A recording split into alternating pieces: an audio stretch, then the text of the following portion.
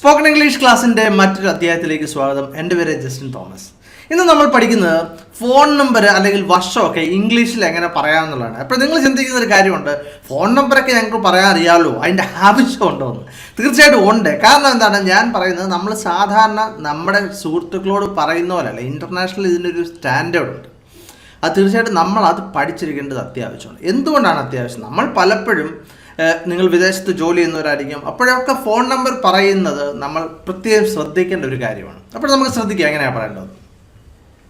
ശ്രദ്ധിക്കുക, ഫോൺ നമ്പറുകൾ ഇംഗ്ലീഷിൽ സാധാരണ ഓരോന്നായിട്ടാണ് പറയുന്നത്, പ്രത്യേകിച്ച് അമേരിക്കൻ ഇംഗ്ലീഷിൽ. അത് വളരെ പ്രധാനപ്പെട്ട ഒന്നാണ്.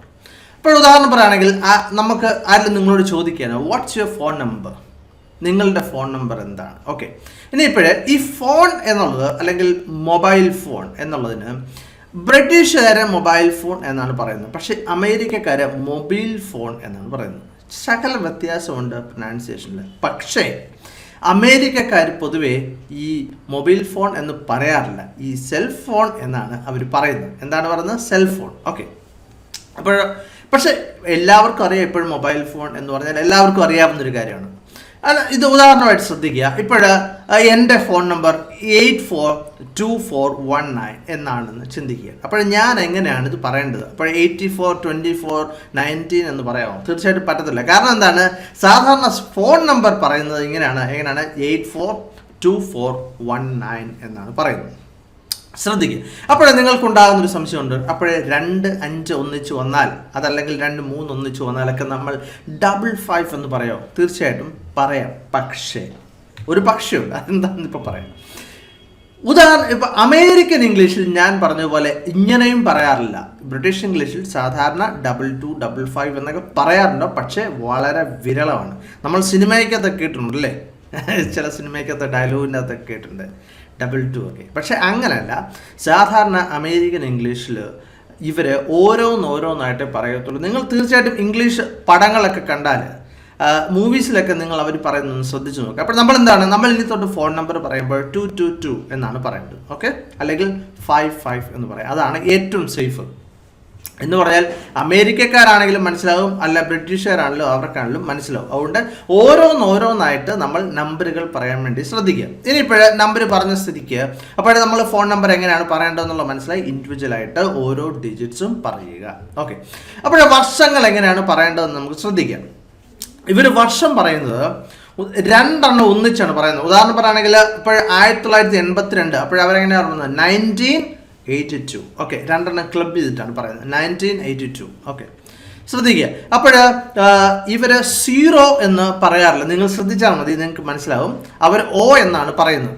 ഞാൻ മുമ്പും പറഞ്ഞിട്ടുള്ളൊരു കാര്യമാണ്, സാധാരണ ഇംഗ്ലീഷ് രാജ്യങ്ങളിൽ, മിക്ക ഇംഗ്ലീഷ് രാജ്യങ്ങളിലും അവർ 0യ്ക്ക് പകരം O എന്നാണ് പറയുന്നത്.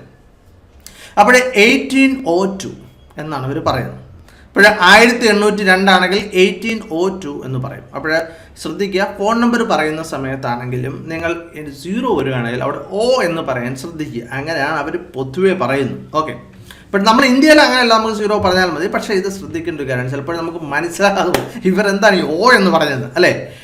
പിന്നെ മറ്റൊന്നാണ് ഇപ്പോൾ 1900. ഓക്കെ, ശ്രദ്ധിക്കുക, ഇവർ ഈ വർഷങ്ങൾ, അതായത് 1800 1900 എന്നൊക്കെയാണ് പറയുന്നത്. അപ്പോൾ 19 പിന്നെ 2 0 വന്നുകൊണ്ട് 100 എന്നാണ് പറയുന്നത്. ഓക്കെ, അപ്പോൾ 1800 1600 1400 അങ്ങനെയൊക്കെയാണ് പറയുന്നത്. ഓക്കെ, ഇനി ഇപ്പോഴ് ഈ 2000 എന്നുള്ളത് ഇവർ സാധാരണ 2000 എന്ന് തന്നെയാണ് പറയുന്നത്. ഓക്കെ, 2000 എന്ന് സാധാരണ പറയാറില്ല.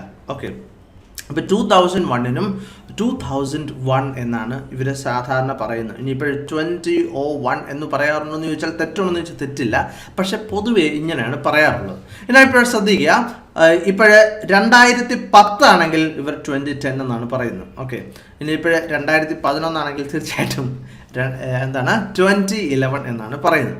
അപ്പോൾ ഇതാണ് സാധാരണ വർഷങ്ങളൊക്കെ പറയുന്ന ഒരു രീതി. അപ്പോൾ നമ്മൾ എന്ത് ചെയ്യണം? നമ്മൾ തീർച്ചയായിട്ടും ഇങ്ങനെ പറഞ്ഞ് തുടങ്ങുക. ഓക്കെ, നമ്മൾ ചിലപ്പോഴേ ഇതൊക്കെ നമ്മുടെ നാവിലേക്ക് പെട്ടെന്ന് വരുള്ളൂ. പക്ഷെ നമ്മൾ എന്ത് ചെയ്യണം? നമ്മൾ വർക്ക് ചെയ്യുക, നമ്മൾ പരിശ്രമിക്കുക, നമ്മളിങ്ങനെ പറയാൻ വേണ്ടി ശ്രമിക്കുക, പരിശീലിക്കുക. അപ്പോൾ നമുക്ക് തീർച്ചയായിട്ടും നല്ല ഫ്ലുവൻ്റ് ആയിട്ട് ഇംഗ്ലീഷ് നമുക്ക് സംസാരിക്കാൻ പറ്റും. ഫ്ലുവൻസി എന്ന് പറയുന്നത് ആക്സെൻ്റ് അല്ല, നമ്മൾ വ്യക്തമായിട്ട് കാര്യങ്ങൾ പറയുക, നല്ല കൃത്യമായ പ്രൊനൗൺസിയേഷനിൽ ഫ്ലോയിൽ പറയുക. അതായത് നമ്മൾ വലിയ തെറ്റുകളൊന്നും വരുത്താം, ചെറിയ ചെറിയ ഗ്രാമർ മിസ്റ്റേക്ക് ഒന്നും വന്നാൽ കുഴപ്പമൊന്നുമില്ല. ശ്രദ്ധിക്കുക, ചെറിയ മിസ്റ്റേക്ക് ആണെങ്കിൽ അതിന് കുഴപ്പമൊന്നുമില്ല. അപ്പോൾ നമ്മൾ തീർച്ചയായിട്ടും ശ്രദ്ധിക്കേണ്ട ഒരു കാര്യം, എൻ്റെ ഈ ചാപ്റ്ററുകൾ കാണുമ്പോൾ നിങ്ങൾ ആദ്യം മുതൽ ക്രമമായിട്ട് കാണുക. അതുപോലെ ഒരു റിക്വസ്റ്റ് ഉണ്ട്, അതായത് നിങ്ങൾ കുറഞ്ഞത് 5 പേർക്കെങ്കിലും ഈ വീഡിയോ നിങ്ങൾ ഷെയർ ചെയ്യുക. നിങ്ങളെ വാട്സപ്പ് ഗ്രൂപ്പിൽ 5 ഗ്രൂപ്പുകളിൽ നിങ്ങൾ അംഗമായിട്ടുള്ള 5 ഗ്രൂപ്പിൽ നിങ്ങൾ ഷെയർ ചെയ്യുക. നിങ്ങൾക്ക് ഇഷ്ടപ്പെട്ടെങ്കിൽ മാത്രം, അല്ലെങ്കിൽ ഇഷ്ടപ്പെട്ടില്ലെങ്കിൽ നിങ്ങൾ ഡിസ്ലൈക്ക് ചെയ്യുക. അതുപോലെ തന്നെ നിങ്ങൾ സൗജന്യമായിട്ട് സബ്സ്ക്രൈബ് ചെയ്യാൻ വേണ്ടി ഈ ലിങ്കിൽ ക്ലിക്ക് ചെയ്യുക. മറ്റൊരു വീഡിയോ ആയിട്ട് വീണ്ടും കാണാം. Thank you very much for watching and God bless you.